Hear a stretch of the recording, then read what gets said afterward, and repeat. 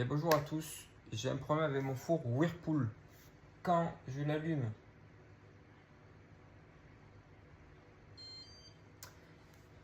quand je le mets en mode ici, chaleur tournante, mon temps de préchauffage est vraiment beaucoup trop long.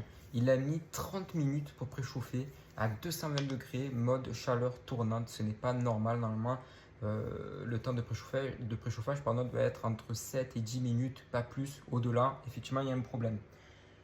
Il y a un test à faire avant de savoir si le problème vient de la résistance circulaire. Parce que dans le four Whirlpool, il y a trois résistances. La résistance circulaire, celle qui aide du coup au mode chaleur tournante. Et bien entendu, il y a deux autres résistances. La résistance sol, celle qui est en dessous, et la résistance voûte, qui servent bien entendu au mode chaleur traditionnelle. C'est celui avec les deux barres. C'est-à-dire, je vous montre ça de suite.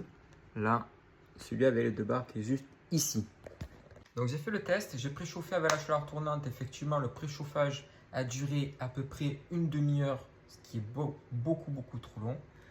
Et j'ai aussi préchauffé avec le mode traditionnel. Et là, bien entendu, le four à 220 degrés, les deux à 220 degrés, je précise.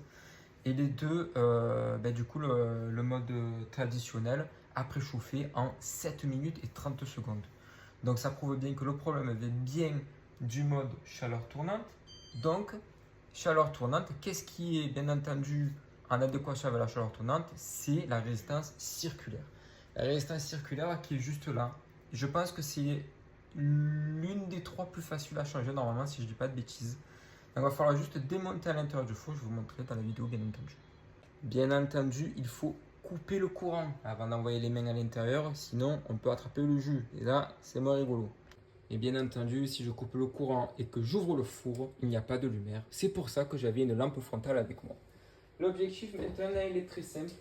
À l'intérieur, il y a, je vais vous montrer ça tout de suite. Hop là, on va aller à l'intérieur du four. Et nous avons deux petites vis. Je ne sais pas si vous les voyez. J'en ai une ici et une là. Bien entendu, on va dévisser tout ça. Hop, je dévisse la vis.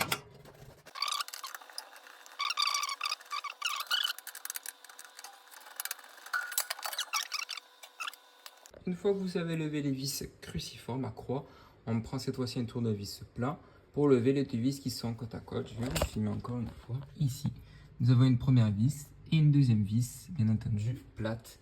Et regardez bien la nouvelle pièce d'origine. À l'intérieur, j'ai bien les deux crochets ici et ici pour enfoncer, bien entendu, la résistance circulaire. Donc c'est parti, on y go.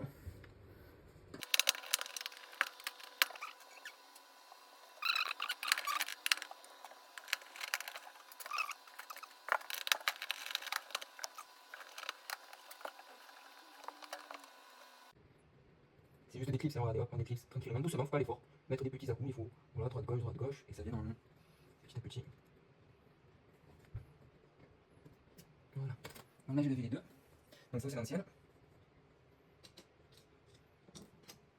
Et j'installe la nouvelle pièce ici, juste à clipser.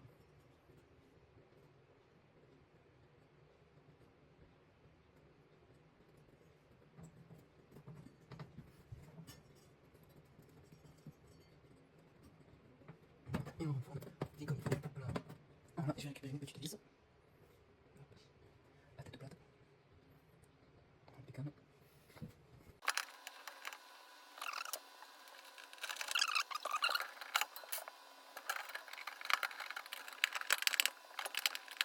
Et vraiment, n'hésitez pas à visser bien comme il faut.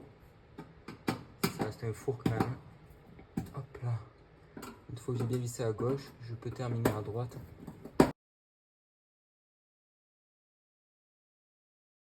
Donc voilà, j'ai bien vissé à gauche, j'ai bien vissé à droite. Et je vais quand même un peu nettoyer tant qu'à faire, vu que j'ai un peu enlevé la grille. Je vais en profiter pour nettoyer le four.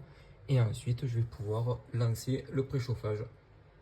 Le nettoyage fait, je remets ma petite grille, bien entendu. Il ne faut pas que je vous dise ça, sinon ça part en cacahuète. Et ensuite, je vous montre le résultat. Donc une fois que c'est terminé, que c'est installé, hop là, il faut ranger son matériel, bien entendu. Je remets le courant. Voilà. Donc déjà, c'est un peu rassurant, c'est les branchements sont bien faits. Là, on va attaquer le préchauffage avec le petit minuteur à côté que je vais filmer. Donc, on allume le four. Hop, j'ai choisi le mode chaleur tournante. Je le mets à 220 degrés parce que c'était là où j'avais un souci. Pendant 10 minutes, ça ne sert à rien. Et quand je vais envoyer sur play, bien entendu, je vais mettre le chrono sur ma montre. Comme ça, on voit tous ensemble combien de temps ça va mettre. Hop, petit chrono. Je le prépare.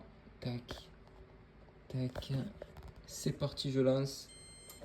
Là, le four est préchauffé, le chrono est envoyé et on attend. Et donc voilà, le four vient de préchauffer, comme vous voyez.